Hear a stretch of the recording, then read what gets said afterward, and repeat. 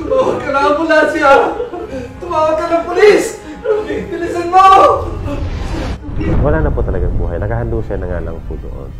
Ayon sa death certificate ni Ruby, asphyxia by strangulation o pagkakasakal ang naging dahilan ng kanyang pagkamatay. Sa tulong ng CCTV, kaagad natukoy ng mga pulis ang posibleng nasa likod ng krimen.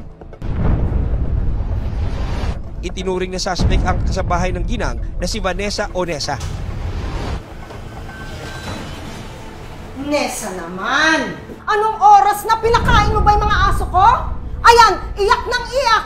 Yun na lang pag-aalaga ng mga aso ko ang gusto kong gawin mo. Hindi mo pa maalagaan ng tama! Naku, Diyos ko talagang... Saan ka magaling? May pinuntahan lang po ako. Pinuntahan, inuuna mo yung landi mo kaysa sa trabaho mo?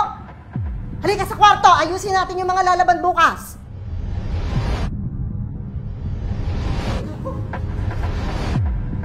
Mapapansin sa video na tinakpan ni Nessa ng puting tela ang CCTV. Hoy! Hoy!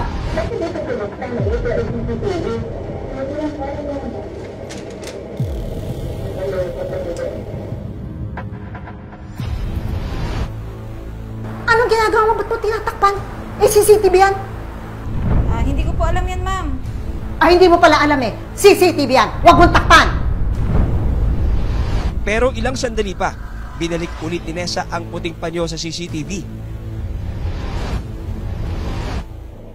During the course of investigation, yung isa sa mga prime suspects ay tinakpan niya yung CCTV doon sa bahay ng ating biktima na si Ruby Castro Igalo. Pinuntahan din ng mga otoridad ang kwarto ng biktima. Bukod sa nagulo ang kwarto, may ilang gamit ng biktima rin ang nawawala.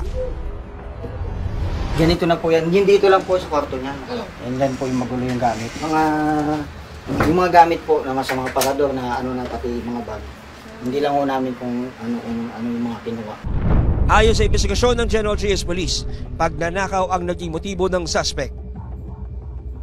Robbery po talaga, pagnanakaw. Kasi may nawawalang singsing at saka gold wristwatch o relo.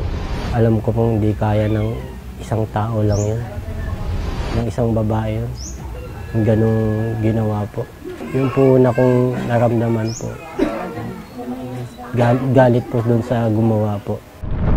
Nang makita ang katawan ng kanyang ina, lumakas daw ang kutob niya na hindi lang isa ang gumawa ng krimen sa kanyang nanay.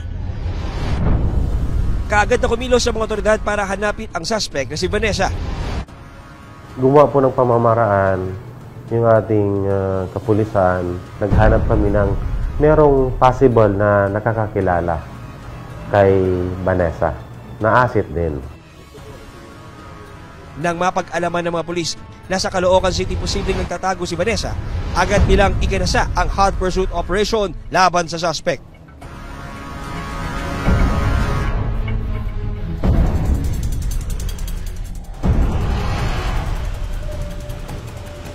Bakit ngayon ka lang?